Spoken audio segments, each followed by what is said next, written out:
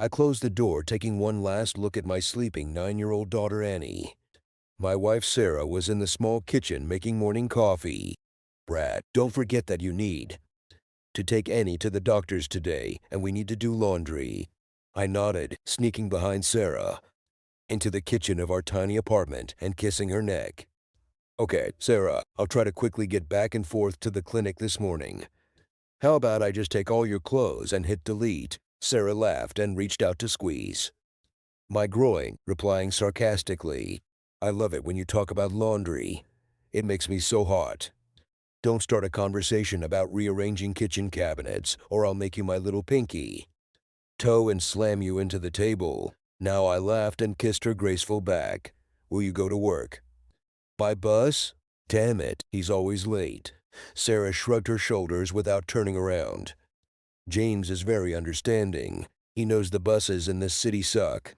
I just hope the starter on the car lasts until payday. James is James Madison, my wife Sarah's boss at Madison Industries, a small family business that Sarah worked for after a temporary job in high school. I started putting on my jacket. What? They didn't give you an advance? Sarah shook her head. No. The HR department said that I had already exhausted everything, and I didn't want to ask James again. To press them. Come on, Sarah. James has known you since you started as an envelope sorter. I'm sure that this time you will be able to persuade him to show you leniency. Sarah shook her head. This was before James succeeded his father. You know, James is trying to keep his cool. He really does follow the rules, kind of like Moses coming down with the 10 Commandments in one hand and the company's standard operating procedures in the other. She took a sip of coffee. Hell, I typed half the rules while working there during the summer when I was in the 11th grade of high school. So James installed a dot matrix printer for this project. I shook my head. Standard procedures are written by people and on paper and not carved in stone by the Almighty on a mountaintop. Sarah suppressed a laugh. It's just that James is a big nerd. Okay, today I'll ask him again. Sarah, he's been after you since you were in high school. Just wear something provocative. It will make all the blood drain from his brain. Sarah spanked me. Shut up. James isn't that bad. He's just not himself trying to run a company. Besides, he's already bent the rules to help us. I don't care about his retreat. Sarah grimaced as she pushed me towards the door. Go to the clinic and come back as soon as possible. I'll get Ann up fed and clothed before you get back. Nodding, I looked out the window of our cramped apartment at the moment of dawn. The sky was blood red and reminded me of an old sailor's saying, "The sky is red in the evening. A sailor has nothing to fear. The sky is red in the morning." It's not a sailor's taste. Opening the door to go out, I looked at my watch and sighed. Today was Thursday. 5 days remained until I died. Walking in the light breeze of dawn, I pulled my jacket tighter around me as I stopped at a red light and thought about an article that stated that most people in relationships can only experience 3 life-changing events in a given period of time. My 3 events rolled in like waves on the shore. First, I lost my job. It was a job that I enjoyed and was good at. My bosses and colleagues were wonderful, and the company was profitable. However, if for any reason you stop going to work, one way or another you will be fired. Secondly, the loss of our family home.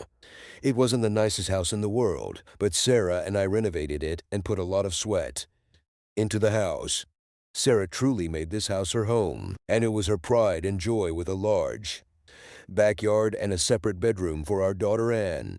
But if you don't pay the mortgage for several months, and even worse, if you don't pay off the loan secured by the property, it becomes the property of the bank. Foreclosure and repossession follows soon after, regardless of whether the mortgage money was needed elsewhere. I could deal with the first 2 waves, but there was number 3, the biggest. Our precious daughter Anne was diagnosed with a terminal illness. Worse, it was not one of those common childhood illnesses for which there was at least hope of treatment. No, our daughter Anne had one of the rare diseases.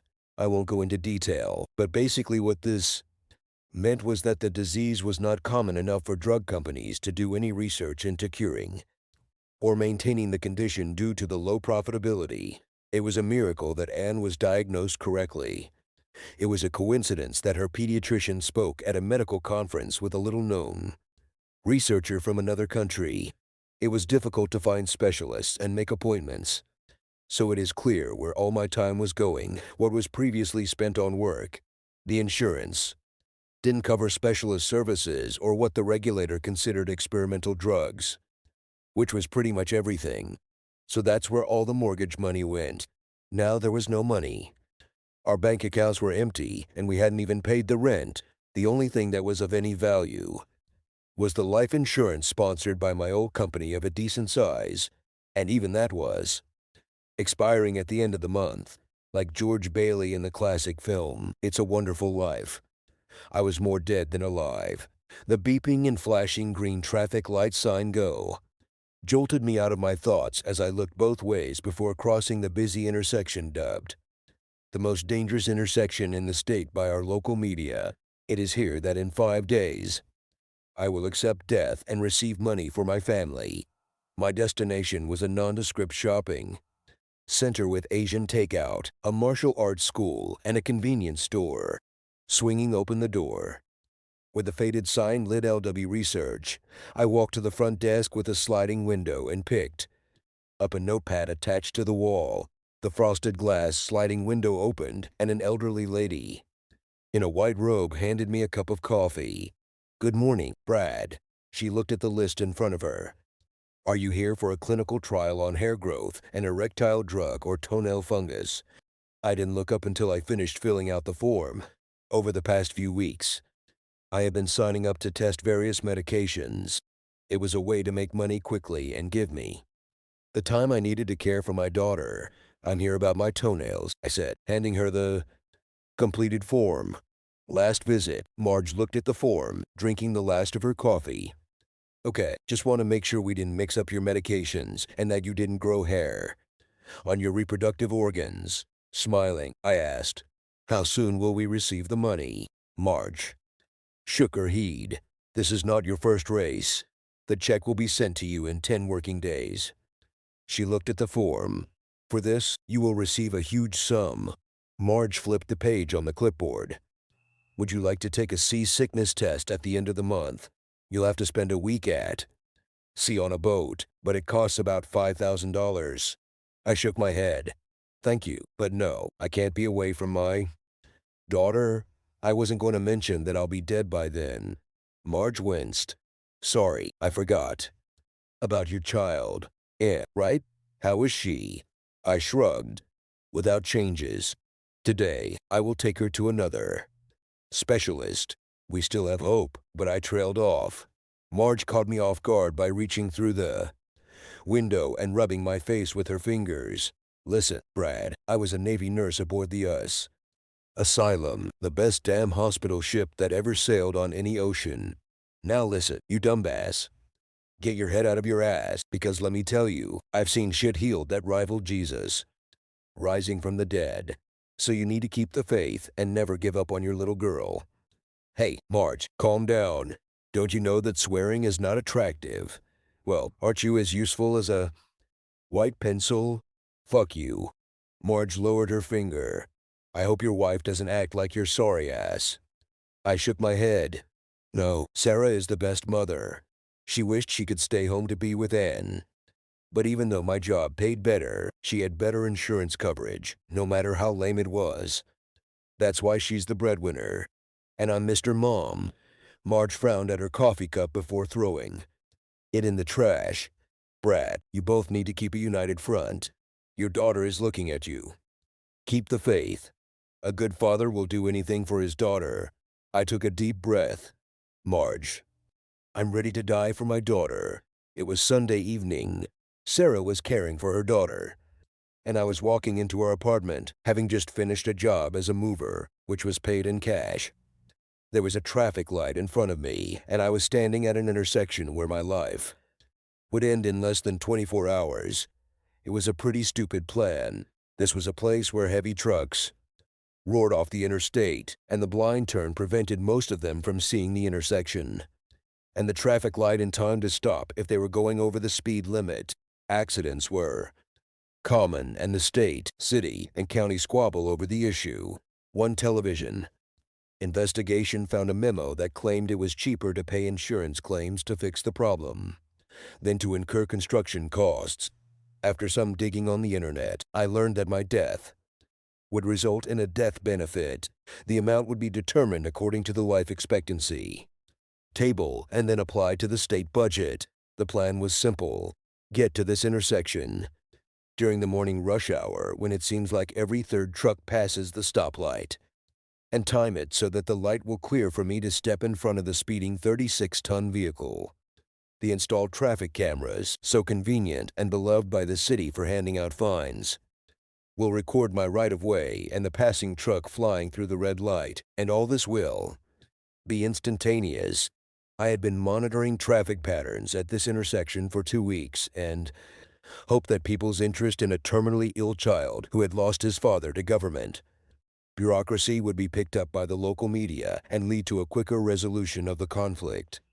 As the light turned green and the walk sign told me it was safe to cross, I looked both ways.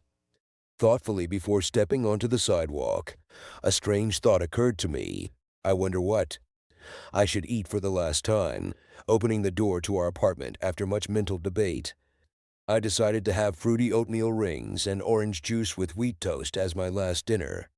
Not because that's what I wanted, but because that's all we had in our house. Sarah sat on our shabby sofa in her coat. She offered her cheek to me as I leaned down to kiss her on the lips. "Are you going somewhere, dear?" I asked. Sarah fiddled nervously with her purse. "Brad, there's no easy way to say this. I'm divorcing you and taking Anne." It took me a few seconds to process the words she said, as if someone had knocked all the air out of my lungs. After being hit with a baseball bat, I stumbled backwards and fell heavily onto one of our worn-out kitchen chairs. Sarah took a deep breath before continuing. "There are divorce papers on the table, with the name of the attorney. I'm not asking for any alimony, not even for child support. I have full custody of Anne, but you can visit us any time you want." Now my brain was working, and I jumped out of my chair and ran into Anne's room. It was empty. There was only an empty bed in it. I returned and stood in front of Sarah. "So you take the sick child away from her father, but I can visit my daughter as much as I want. What the hell is wrong with you?" Sarah looked at her purse again. "Listen, it will be better for all of us. I'm not trying to hurt you." I laughed. "Are you trying to hurt me?" "I know you're not trying to hurt me. In fact, you don't think about me at all." She ignored me and stood up. "The overdue rent has been paid, and another 3 months have been paid in advance." Sarah pointed to the box on the table. "There's a new starter for the car. I re-registered it in your name. There is also an envelope with $500 in cash for utility bills." "What's the matter, Sarah? You couldn't force your cheap-ass boyfriend to shell out 20 pieces of silver for this betrayal." Sarah shuddered. "Let's leave James aside. He has nothing to do with this decision. So you and my kidnapped daughter won't stay at James's house." Sarah turned away. "I'll stay." She raised her hand. "But this is not a kidnapping and think she is on vacation." I had to move away before I hit Sarah. "Well, then it's okay, because when your child is taken from you, as long as the kidnapper has a nice van and good candy, everything is okay." I headed for the door, but Sarah grabbed my sleeve. "She's not with James right now, Brad. If you go there, you will simply be arrested." It took maximum self-control not to strangle her. I looked at her with hatred. She let go of my hand and stepped back. Sarah never threatened a person who has nothing to lose. The next day I had to take 3 buses and walk 2 miles to the legal clinic. Even though I arrived early in the morning before it opened, it wasn't until late afternoon that some excited kid who looked like he was still in high school ushered me into a corner of the office and quickly scanned my divorce papers. "What is the problem?" he said, stuffing the forms back into the folder. "Your wife pays for everything. No alimony, no child support, no tie to current or future income, liberal visitation for said child will be determined, and you will be able to take the child away for up to 2 months each summer. Most guys would die for a divorce deal like this. I was stunned by his attitude. Yes, and I would kill for the Nobel Peace Prize. But that's not the point. My wife kidnapped my daughter from me. The boy leaned forward and put his hand on my knee.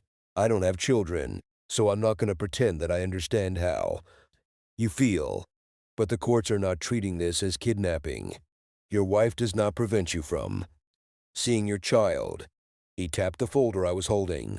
You can fight this if you have the time and money, but the law firm that did the paperwork is a fairly large organization with a lot of connections, so it was funded by someone with significant means. He leaned back.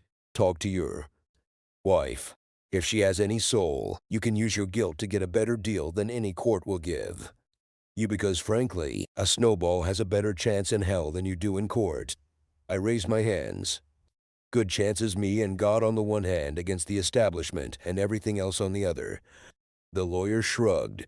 It seems to me that Napoleon said, God is on the side of the big battalions, and you will be on your own. 3 days later, I was standing in my wife's boss's house, or to put it bluntly, my ex-wife's house. James opened the door. Brad, Sarah isn't here. I kept my facial expression and tone of voice neutral. I'm not interested in the whore. She's your problem. I'm here because of my daughter. James looked panicked. Well, I don't know. How about we bring Anne to your place later? I looked past him into the house. Don't try to be cunning. I know my daughter is here. Please tell Anne that her father is here. Truth be told, I subbed my apartment to someone through Craigslist for cash, and he lived in his car. It may not have been practical at the moment, but if I had stayed there, I would have considered it to be selling my daughter. On a 3-month lease, James continued to look around. Well, I don't know what Sarah will say. I'm not interested in the whore. She's your problem. I'm only here because of my daughter. I pushed the door wider behind him, but did not enter the house, but shouted, and this is Dad. Come out a moment later. My screaming daughter ran out and jumped it into my arms. Dad, where have you been? Jay's mom and dad say you're on a business trip and I'll have to stay here. Before answering, I took a moment to savor the joy of holding my baby. Papa Jay. I looked at James. Before turning back to my daughter, they said so, didn't they? Listen, get in the car and fasten your seatbelt. Anne slipped out of my arms and rushed to the car. As I turned to watch her run away, I felt James grab my shoulder. Brad, I'm not sure Sarah would approve. I mean, how do I know you're going to get her back? His grip was weak. Some only tapped on the keyboard. I covered his hand with mine and said neutrally, I told you twice that I don't care about the whore. She's your problem. I pressed his hand, and you don't know if I'm going to bring her back. I started squeezing his hand. What did my daughter name you? His face began to lose color. Papa J. James tried to remove his hand. Sarah, and I thought it would be less confusing for Anne. Increasing the pressure on his hand, I tried to control my anger. Listen, Papa J, this won't happen. You are Mr. J to my daughter. Not Dad, not Uncle, not anyone else other than Mr. Please. Tell me what you understand. James's face lost most of its color as he croaked. But what if Sarah doesn't agree? I smiled thinly and hissed. I don't care about the slut again. She's your problem. The only thing keeping you alive is my daughter. She will die, and so will you. Beads of sweat appeared on James's forehead. It's not fair. We both know she's in critical condition. I could feel the skinny bones in his hands as I applied maximum pressure. I don't care. You stole the crown you put on yourself. My daughter Anne is dying. You are dying. A man who has nothing to lose has nothing to lose. I let go of his hand, and he pulled away, retreating to the doorway and holding his sore paw. He spat. You're bluffing, I said, waving my hand and walking off the porch. Addition to the poker rules. 44. Magnum hits 4 aces. That evening I returned to bring Anne, as I pulled into the driveway. Sarah ran out the door. The relief on her face when Ann stepped out of my car was obvious. My daughter Ann had bags from various stores in her hands when she rushed to Sarah. Mom, Dad, and I had a great time. Look at everything we bought. Sarah smiled and spoke to my daughter. Ann, this is great. Why don't you go inside? Papa J. Mr. James put your dinner in the microwave and shook her head. Dad and I ate Dairy Queen. Cream cake, hot dogs, and ice cream. Sarah sighed. Okay, then go put the things in your room and show them to me when I talk to your father. Ann looked at me and I pointed to the door. Come on, Ann. I'll call you on the phone tonight. Ann kissed me and ran up the stairs to the front door. Sarah waited until Ann had disappeared and then turned her fury on me. Where the hell have you been? I was in a panic, you know. Damn it. My daughter has a disease. Wow, I said, interrupting Sarah. My daughter has the same disease. I pulled out a small package from my pocket. Here are all her test sticks. Everything is normal, or have you forgotten that I've been Ann's primary care provider for the last 5 months? Sarah lost steam and ran her hand through her hair. James didn't know where you went or when you would return. I had nightmares that you were taking Ann to Mexico. I feigned shock. Will I change my words? No. I am proud that I am not a liar, but a man who keeps his word. Sarah's eyes flashed with anger. Did you threaten James? He is seeking a restraining order. I shrugged. I didn't threaten. I only promised, and I'm a man of my word. The restraining order ensures James's death. Sarah looked at me intently. This area is heavily patrolled. A police car can be here in less than 10 minutes. I shrugged again. A police car and 10 minutes against a bullet. .44 caliber at a speed of 435 meters per second. What will you bet on? She pulled back. Why are you doing it? I'm on my way through an imaginary list. Well, Sarah, I'm checking my sales receipts and I didn't buy any of your bullshit. The slightest harm to us and you will never see your daughter. I shrugged again.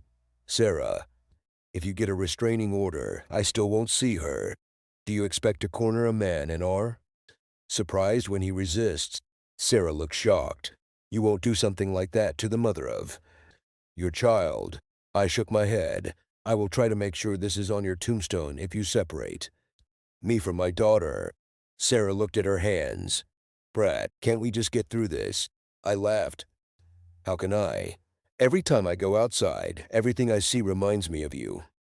Rotting garbage in trash cans, dog shit on the sidewalk, stinking dead animals on the road. She wrapped her arms around herself. Can't you just forgive and forget about it? I'm not Jesus, and I don't have Alzheimer's.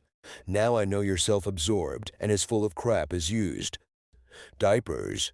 But do you want to discuss whether visits will benefit our daughter or not? Because if it's not about Ann, then we won't talk about anything else. I needed a job and a place to live and quickly.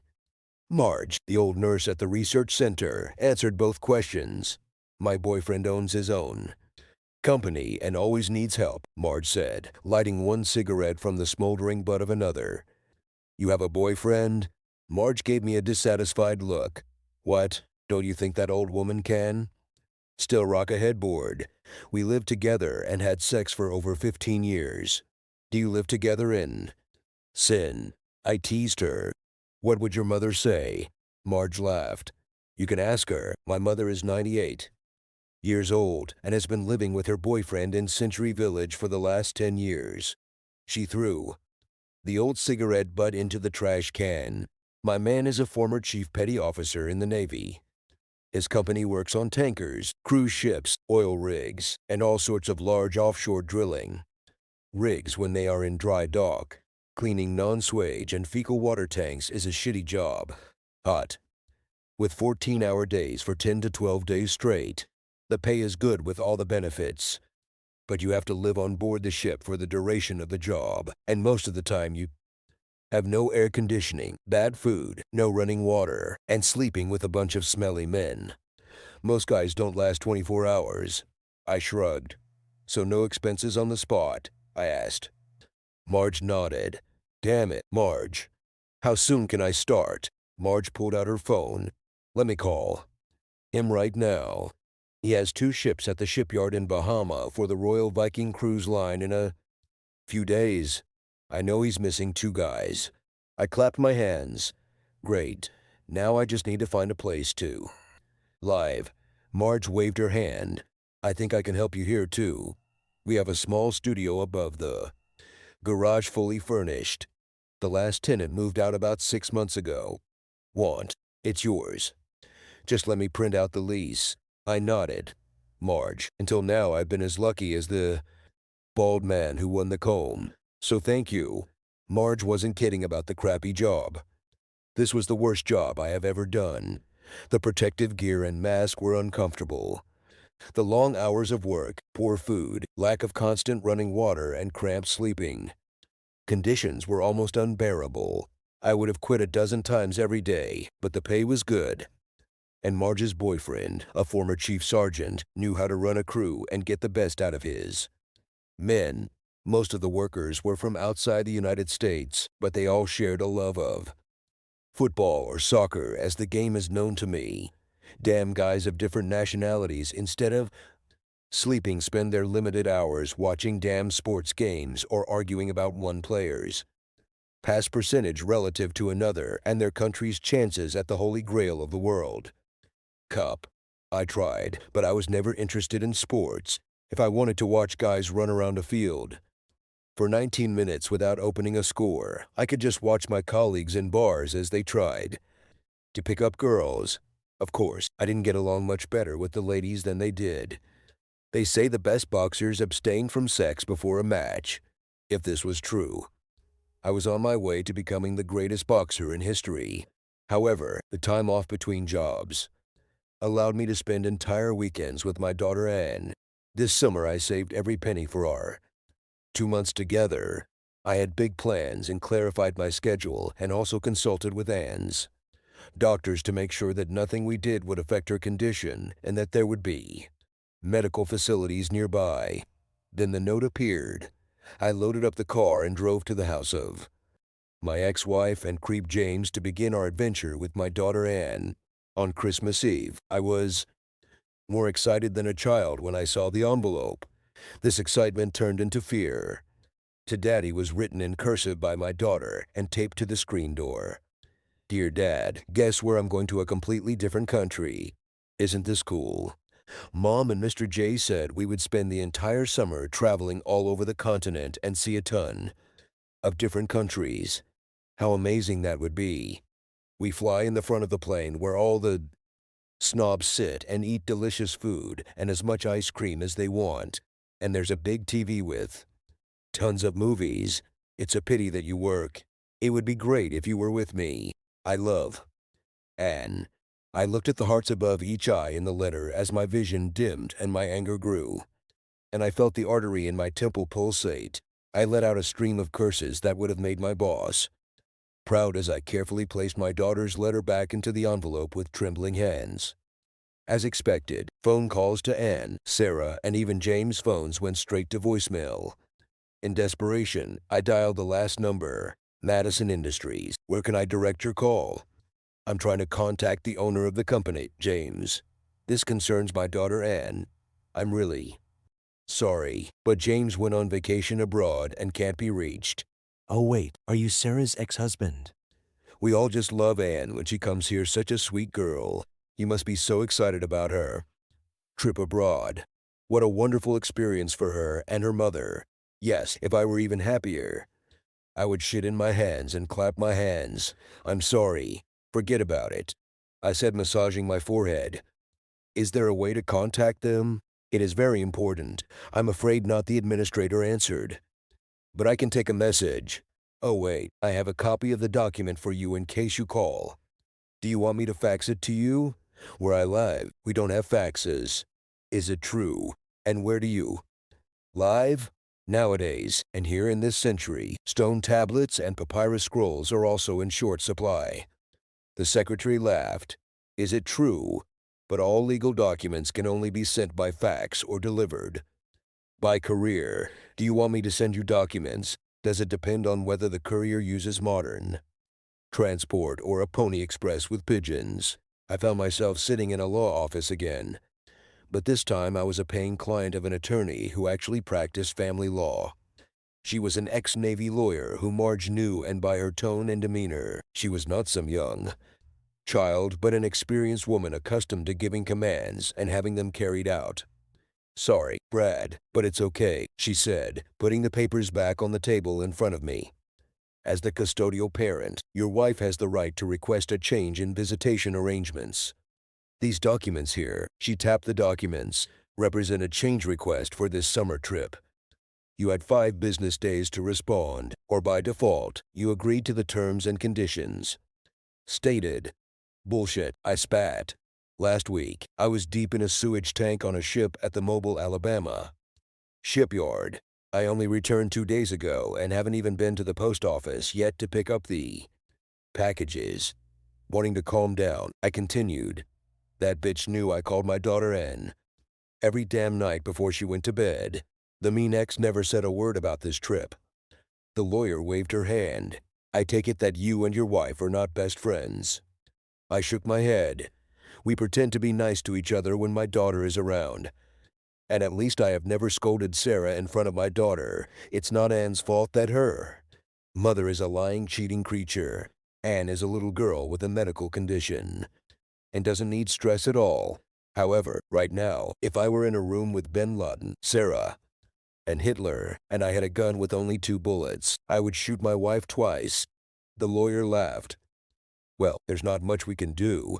I can take legal action, but your daughter's first class pleasure trip around the world is unlikely to be condemned by a family court." She raised her hand to remove the objection. Yes, I know that you are not informed. But the court will consider this an honest mistake.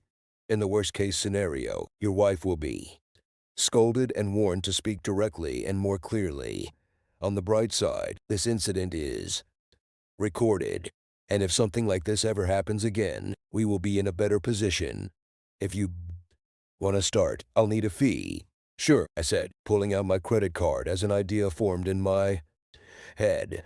Late that same day, I retrieved the key from a hiding place in Sarah and James's backyard. I mentally thanked Anna for the information about the key location and reminded myself that children have no privacy filters. As I walked into the dark house, I remembered a wide shot of the house from the company's summer and Christmas parties that James's parents had thrown when they were alive and running the company. I walked silently up the stairs and found a guest toilet with only a sink and toilet. Kneeling down, my flashlight illuminated the pipe leading to the toilet cistern. The old pipe was as rusty as I had hoped, and a simple tug caused a break with a slow but steady flow of water. Turning off the flashlight, I quickly left the house.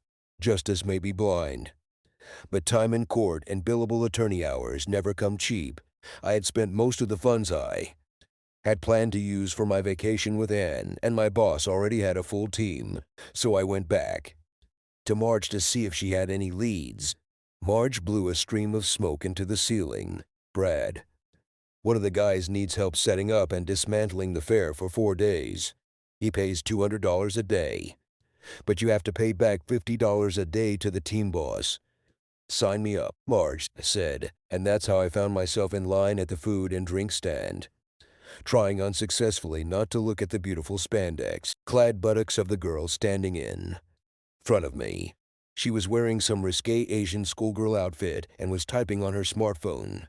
Ahead of us stood a large guy dressed in what looked like a poor imitation of the Jolly Green Giant from the frozen vegetable boxes in my freezer. "Hello, Justine," the guy called out, addressing the girl in front of me. "Don't you want to listen to a joke?" "Oh, wait, you can't? It's so long." A group of costumed guys laughed along with him. The girl didn't even look up from her phone. "Well, Rick, I could tell you a joke too, but it would never get to you." The group ahead of us laughed, and even the Jolly Green Giant joined in before answering. "Wow, Justine, you are one bad ass bitch." Justine was still typing on the phone. "I've been called much worse, Rick, just like your girlfriend." If the green guy was offended, he didn't show it, pointing to the menu above this Kiosk window, he said. Listen, small fish tacos remind me of you. Justine. Justine looked up from her phone and looked at the kiosk menu. It's a pity that they don't have young carrots. It could be clearer to you. She pointed to the picture, but they have pizza, and if they serve it in 2 minutes, it will be like dating you. The Green Giants group howled with laughter, and he turned away from the window with his tray smiling. Nice talking to you, Justine. I better leave before someone drops the house on you. Justine just waved her hand at him. Don't forget to get a straw, Rick, because you suck. Rick waved back as he left with his group. As I was about to return to examining her tight ass, the girl turned and addressed me. Why do all the guys think that the meaning of life is their husband's household? I clasped my hands. Maybe because life is short, and so is their junk. She laughed. Very good. Looking at my badge around my neck, jeans and t-shirt from the local animal rescue service, she asked, Who are you wearing? I picked up my badge. The person at work. I set up kiosks and help with the conference room. She nodded. Man at work. I like it. My name is Justine, and I am a character from the manga Hanako. Justine twirled to show off her outfit. What do you think? I nodded. You're cool, and you look exactly like her. By the way, I'm Brad. Justine looked at me questioningly. You have no idea who Hanako is. Do you? I shook my head. I wouldn't recognize Hanako even if I hit her with my car in the parking lot. Justine laughed and turned to order her food. Having received the tray, Justine pointed to an empty table. Brad, I'm interested in you. Please sit with me when you get your food. I sat down opposite her and asked, What happened between the jolly green guy and you? She rolled her eyes. Rick, we dated for a while. Nothing serious. He's too much of a man-child for anyone but himself. We're still on good terms. Justine then waved her hand around the crowd as they passed by. So you're not into all this. Don't you know anything about anime, manga, or Comic-Con?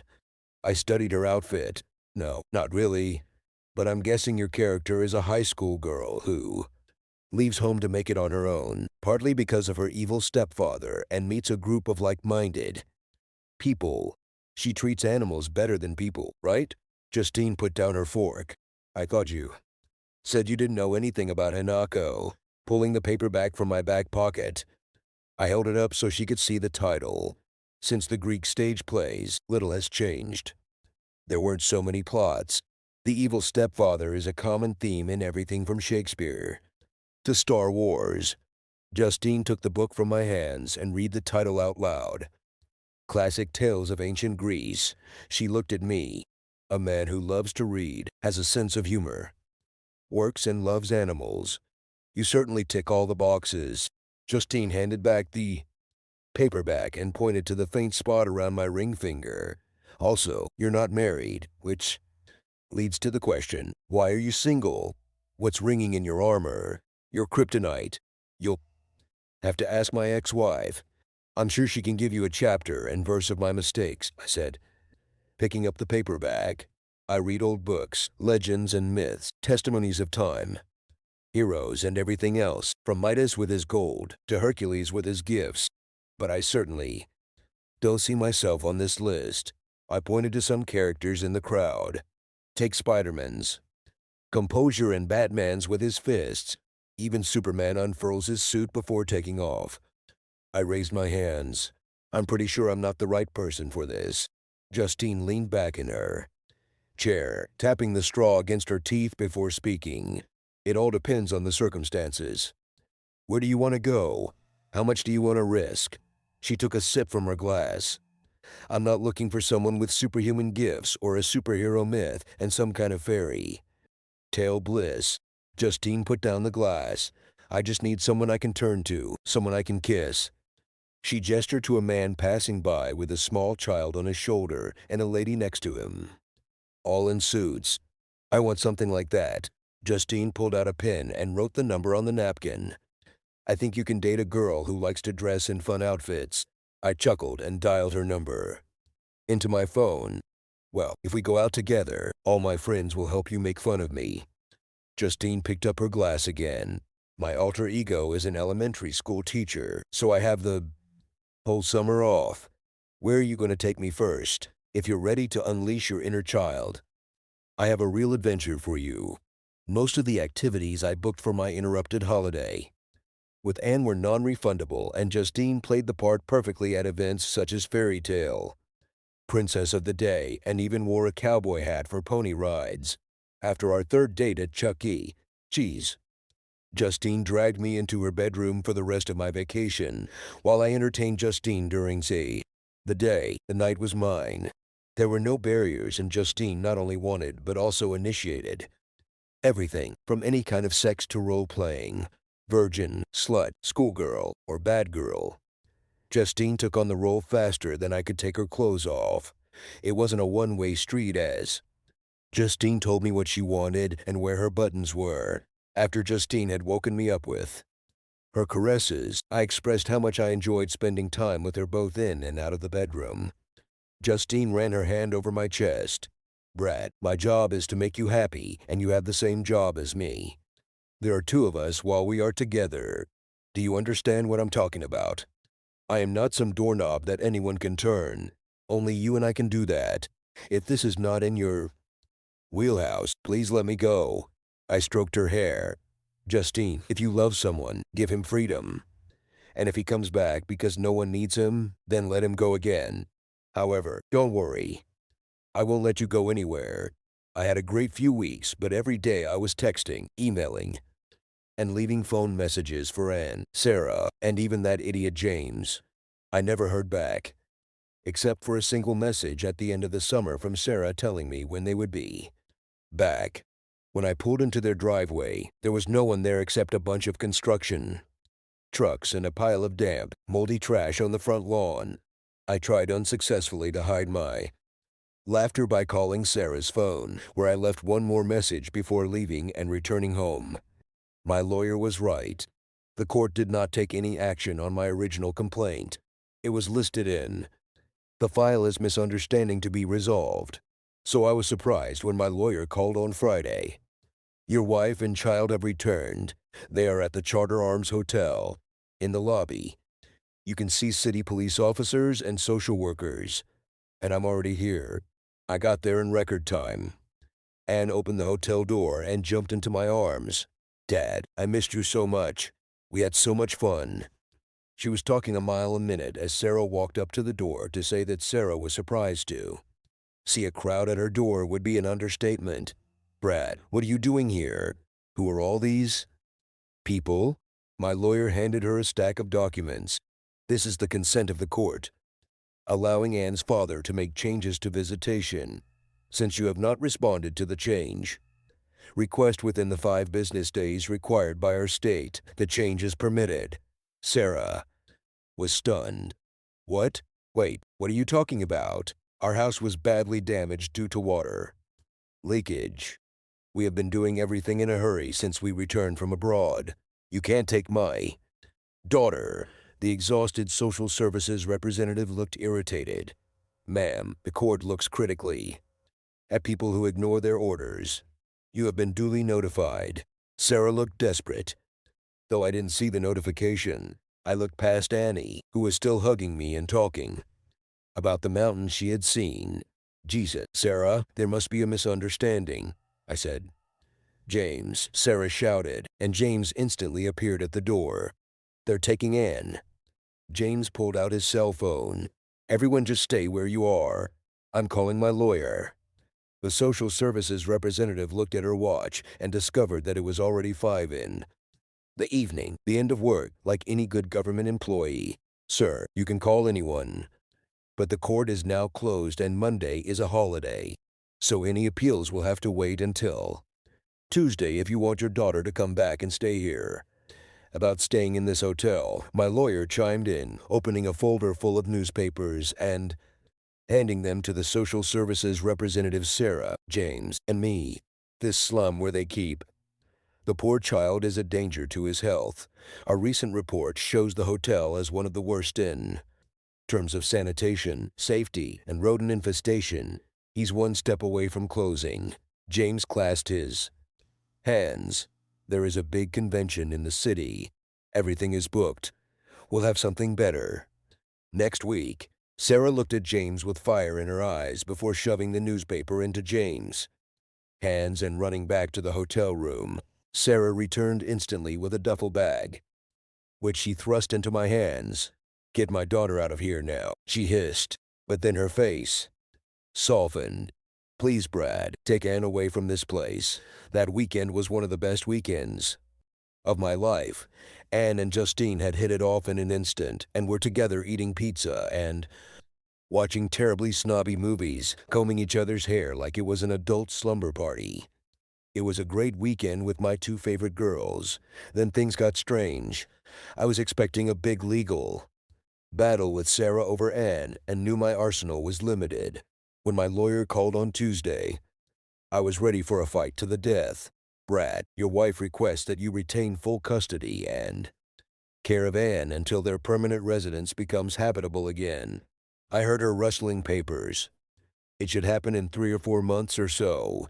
She is only asking for liberal visitation based on your agreement, and custody will be discussed in the future." "Wow," I exclaimed. "Are you some kind of witch with magical powers?" She laughed over the phone. "Actually, I'm a little upset. Over the weekend, I worked on arguing based on your history as a primary care physician and caregiver with the fact that there was a retired military veteran in the home who was a registered nurse. Even your friend who is a teacher was a plus. Add the fact that you can work from home, and I thought I had a win-win." Now I laughed. "Yeah, my retired chief petty officer runs around like some tough grumpy character from the Hollywood casting department, but underneath, he's a big old gentleman and made me handle the logistics, and planning for him pays a little less, but no more travel, and I can work from home. Okay, Brad, it looks like the big salary that I expected for the hours spent won't happen. Hell, your ex even refuted the best argument I never had to use about possible mold in their house. They are going to submit the house for mold inspection by reporting this to the testing company you have chosen. Crap, I don't know what to say." "Well, don't say a damn thing. Just pay my bill when it comes." Then things got even weirder. Justine picked up and dropped off, and during her visits to Sarah, because I don't have the middle fingers to express how I feel about my ex-wife. And suddenly they were fucking best friends. It all started when Justine would stay with Anne and Sarah for a while during her visits. Then the three of them would go out for a treat before Justine brought Anne home. Soon the three of them went shopping to beauty salons and to the cinema. Like the three damned musketeers, Anne was immensely happy, but being friends with Justine and Sarah was like watching a lamb and a hyena sleep together. You know how it goes. Since you see this on animal TV shows all the time, you just never thought it could happen in your home, and you didn't think it was a good idea. Finally, I couldn't resist and asked Justine about it. "Justine, what the hell is this crap? You and Sarah are best friends. What, Brad? Do you think she'll bite me? Turn me into a lesbian lover?" "No, he won't bite. But rather he'll stick the knife in the back. Leopards do not change their spots." "Are you jealous, Brad?" Justine said with a sly grin. "You can come with us tomorrow if you want. We go to this new gym with boxing training. Of course, Justine, I'd like to see you and Anne." Punched Sarah in the face. "This is the wrong gym, Brad. Damn too bad, because I would pay to see this." I stopped for a moment. "Okay, Justine, we can all meet at Blockbuster Video." A look of confusion appeared on Justine's face. "Blockbuster Video is not even funny." "That's exactly Justine." She laughed. "Remember when I told you that my job is to make you happy?" "Yes." "Well, Brad, Anne is happy. Does this make you happy?" "Of course, seeing my daughter happy makes me happy," I replied. Justine smiled slyly again. "So, if my friendship with your ex-wife makes your daughter Anne happy, and that makes you happy, then what's the problem?" "Justine, you don't understand." Justine put her finger to my lips. "Brad, if I don't see Sarah again and that makes you happy, I'll leave her in a heartbeat. But this will only make Anne unhappy." which in turn will make you unhappy. Do you want this? I felt like Justine was fighting a battle of wits and I was an unarmed opponent, so I did what every guy does when he's outmatched. I silently awarded the victory to myself, swore, and left the room. A year later, Justine and I moved in together and Anne began calling Justine Mommy J. Justine, Sarah, and Anne continued to play the Three Musketeers, but until I became D'Artagnan, it was good. However, I would be lying if I said I was still comfortable, but they were there. You can't spill them with water. And my precious daughter miraculously went into remission, and that was the most important thing of all. In the end, I asked Justine to marry me, and although I would have been happy if everything had been organized at the mayor's office, Justine still preferred the historical place that was booked a year in advance. So I had to endure endless conversations about desserts, napkin colors, and God knows what for months on end. 6 weeks before the wedding, Justine sat at the table, looking over the guest list for the end time. Anne was in the bedroom watching TV. Brad, what would you think about inviting Sarah and James? I think about them when I dip cookies in milk. Hold them underwater until the bubbles stop. Justine laughed. Come on, Brad. Anne will be the maid of honor. Surely your love for me will overcome your dislike for them. Justine, I love you so much that if we were on a sinking ship and there was only one life jacket left, I will miss you so much. Justine threw a pencil at me as Anne entered the room. Dad, Mommy J, when are we going to eat? Justine looked at her watch. Damn it, I'm so sorry, Anne. I lost track of time. I pulled the tattered menu out of the kitchen drawer. Don't worry, let's order Asian food from the place where Marge works. Yeah, I want scrambled eggs and screened. I pulled out my credit card, grabbed my cell phone, and pointed at Justine. I'll order and you'll go. Justine frowned as she took the car keys, but blew me a kiss as she walked out the door. An hour later, Justine still had not returned with the food. Dad, I'm hungry. Anne whined. I pulled out my phone and dialed Justine's number. I'm sure Jay's mom just met a former student and is chatting with her now. I'll let her know that. You passed out from hunger. There was a knock on the front door, and we heard Justine's phone ring. Faintly on the other side of the door. I laughed as I approached the door. You see, Jay's mom must have lost her keys and can't open the door. As I opened it, ready to make a sarcastic remark, I was stopped by a blank-faced city police officer standing on my doorstep. In his hand, he held a bloody plastic bag with Justine's ringing mobile phone. In an evil, karmic twist worthy of any Greek tragedy, Justine is hit at the most dangerous intersection in the state by a truck running a red light. This was the same place where I was going to end my life. What seemed like a million years ago, the fact that I chose the restaurant that night and sent Justine on a journey that led to her death almost made me commit suicide out of guilt. Thank God for Marge and the chief. They took care of all the funerals because I was a walking zombie barely able to function.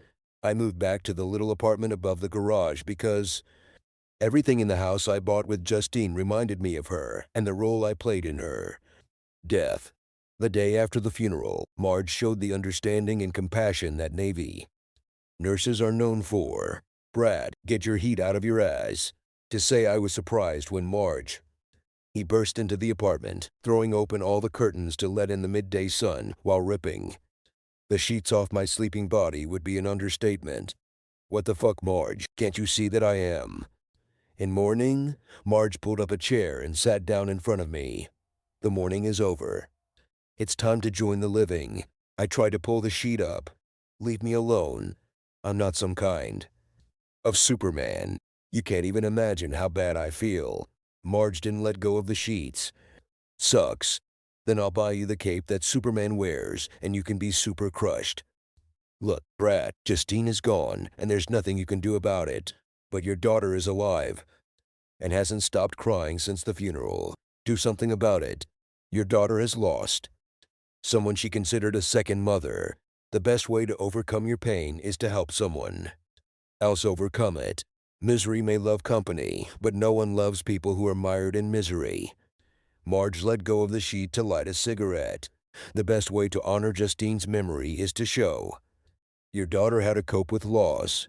Marge pointed at my unshaven face and rumpled clothes.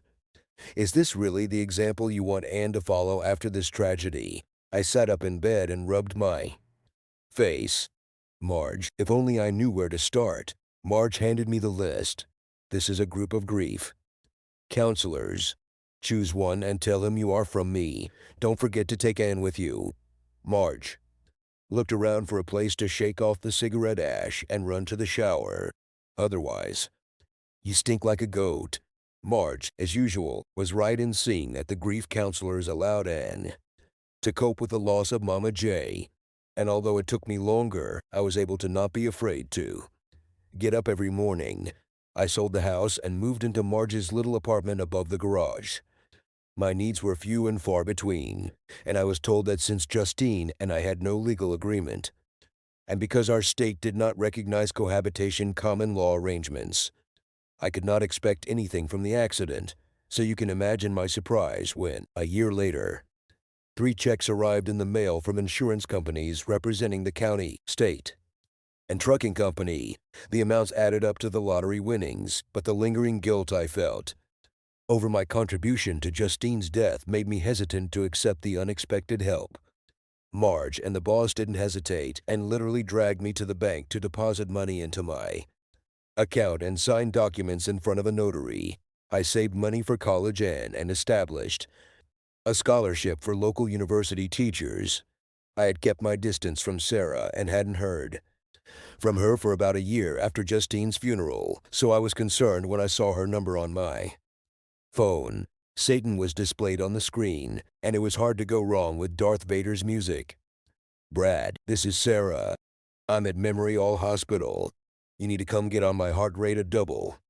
It and is okay. Why are you at Memory All Hospital?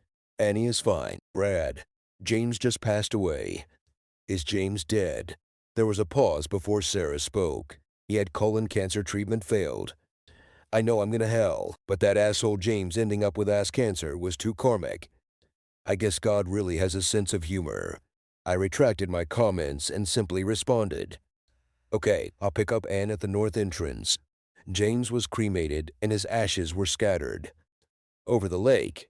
I thought his last wish was to turn himself into a real ashtray when I answered the knock on the door. A small Asian woman in a medical gown handed me an envelope and hurried away before I could say anything. Confused, I opened the envelope and pulled out several papers. Brad, I hope that you will read this to the end and that your hatred of me will prevent you from throwing this letter away, since I took great pains to print it and deliver it to you. The priest had left, and according to the nurses I heard in the hall, I didn't have much time left. We all have regrets, but my biggest regret is that I will die a thief. Not just any thief, but an evil thief who used a mother's desperate love for her only sick child to commit his crime. Yes, I'm worse than any cartoon villain because I planned my robbery worse than any bandit. But karma is a bitch, and now I know it's true that he who spreads the shit will end up eating it with spoons. It's no secret that I've always wanted Sarah. I was obsessed with her the first day she started working in high school, while I was just a few years into high school myself. This was more than just a stunning blow to a college student. My random encounters and manipulations became so obvious that both my father and mother talked to me about it.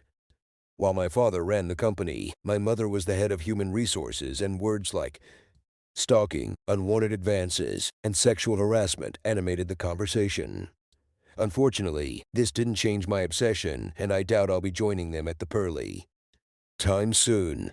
I have soberly thought about everything I have done so far, but with my life measured in days and hours, I can see the cold truth, and I will reveal only one fact. I used the child's illness to get what I wanted and to satisfy my desire to take your wife Sarah as my wife. I'm ashamed to admit I was happy when I heard about your daughter's illness. I saw not a child's pain, but only a chance to take your wife Sarah for myself. Our company's insurance policy has been renewed. I hired a health insurance researcher to find all the available options and used that opportunity to select a plan with limited coverage for the treatment you're sick. Child needed. Annie. I was the one who used my contacts at your bank to put foreclosure on your home at the top of the list, hoping to drive your family into financial ruin. I didn't think it would take this long, but you were a strong opponent and found an unorthodox way to get money to pay for treatment. I underestimated a father's love for his daughter and Sarah's devotion to you. I was impatient and could not understand how Sarah could still stay with you, despite my hints about the benefits that a relationship with me could bring to her daughter. Of course, in the end, a mother's love for her only child won out, as I expected. Still, I was surprised by Sarah's sudden decision to divorce you and stay with me. Another truth of karma: be careful what you wish for, because while Sarah was with me physically, she was never with me spiritually or mentally. Did you know she had a phone with a recorder on it? And she used it to call your voicemail just to hear your voice after each of your visits. Sarah interrogated Anne, as if debriefing the strange relationship she had with your fiancé. Was like she was living her life with you. Who do you think paid the law firm to get compensation?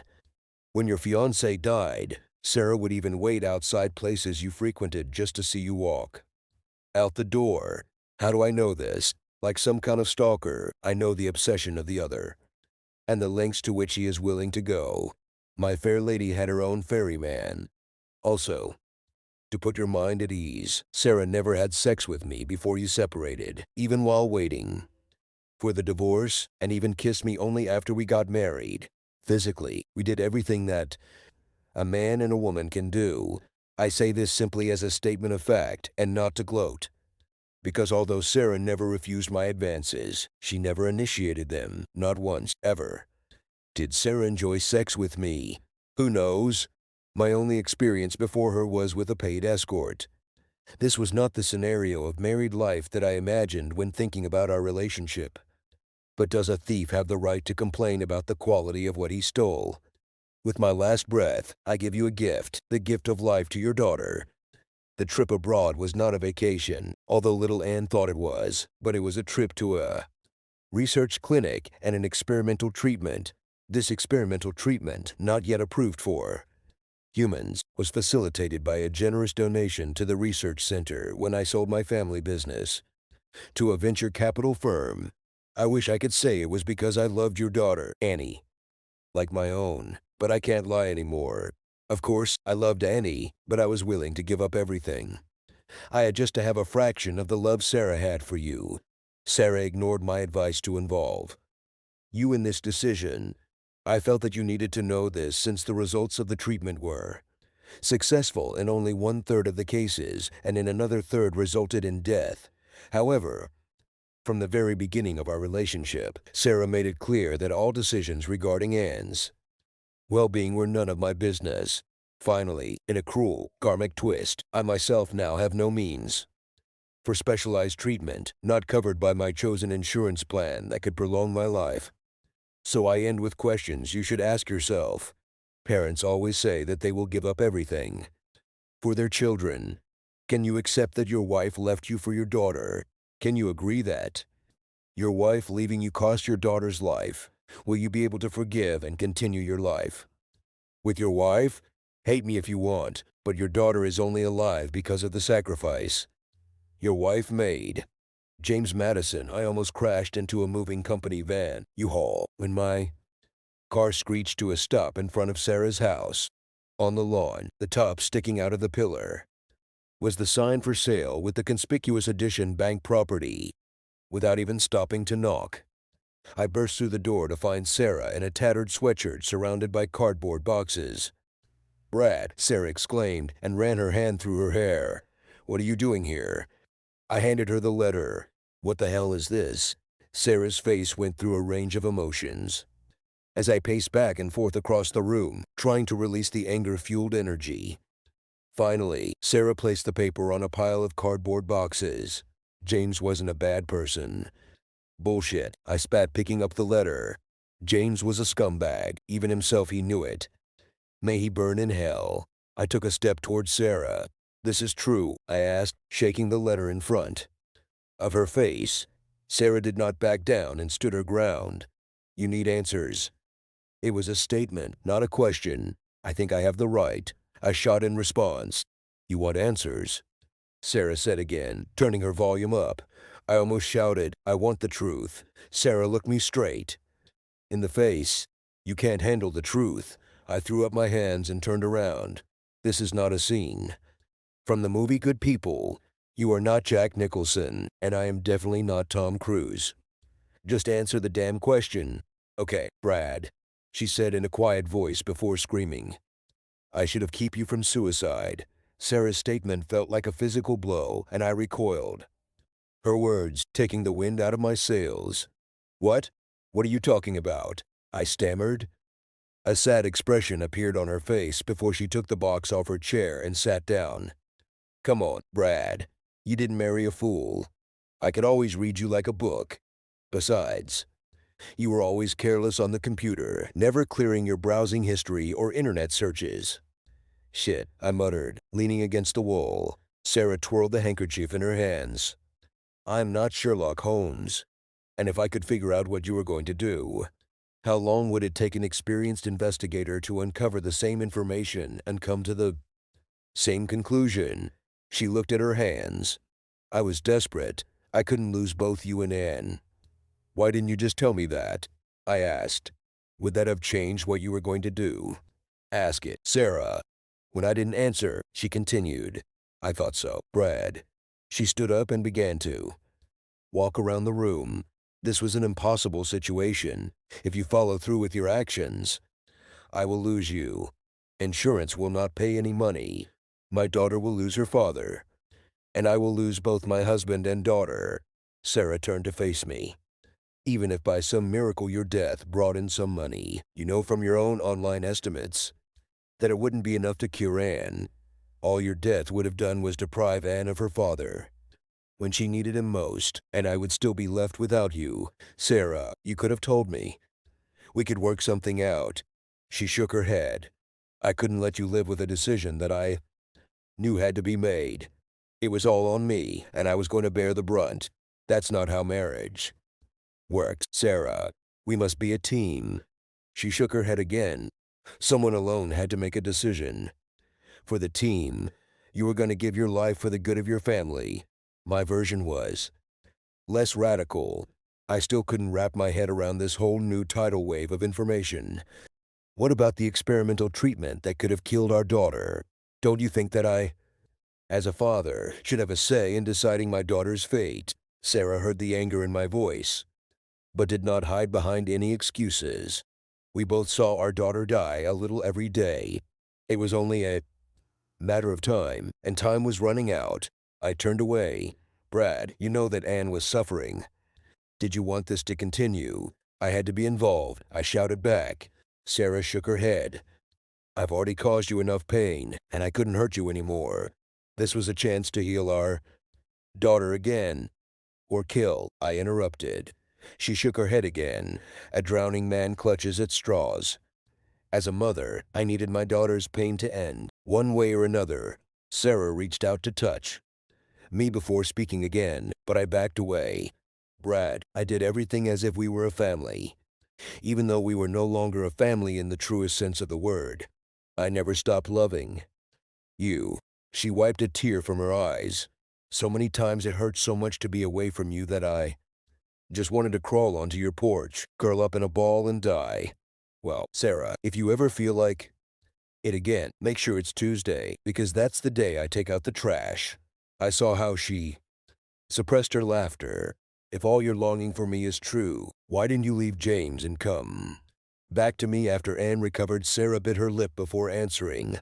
Don't think I didn't think about it, but I made my bed, and now I had to sleep in it with James.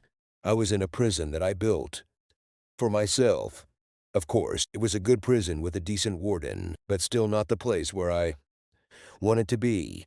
Besides, I doubt you would have taken me back. And by then you had Justine. I can't tell you how jealous I was of her, but when I saw how happy she made you and Anne, I just wanted to be a part of it. A quarter loaf of bread is better than nothing for a starving person. I looked around the room, all the boxes. I needed a break from this conversation. What are these boxes? Are you moving? Sarah just waved her hand towards the room. the bank. Now owns the house. They even bought the cars. I was only able to finance a used Camry so I could drive. We are moving to an apartment complex near Anne's school. It's a nice place and will still have her own room. She laughed. There is really no pool, so next summer Anne will have to dig it. Sarah's face became serious. I know I've put a lot on you, but if there's a chance that me and Anne could. I turned away, almost running to the door. Sarah, I have to go. I'll talk to you later. The next 3 days, I knocked on Sarah's apartment door. It had been a long 3 days. All the while deep in thought, which Marge said was unfamiliar territory for me. Did I have feelings for Sarah? Will our life together be better for Anne? Now I had money. In a job with all the benefits. Can I forgive and move on? Was there anything to forgive? And where to move? Although I know that Sarah believed that she always acted in desperate circumstances and in everyone's best interests, I couldn't shake the fear that if we moved in together, I might wake up one day without a kidney because Sarah would decide she could make better use of it. I asked Marge and the boss for their opinions. Chief said, stop drifting and either sail away or drop anchor. Marge was more eloquent. Finally become a man. And if, damn it, you can't take a shit, don't torture your ass.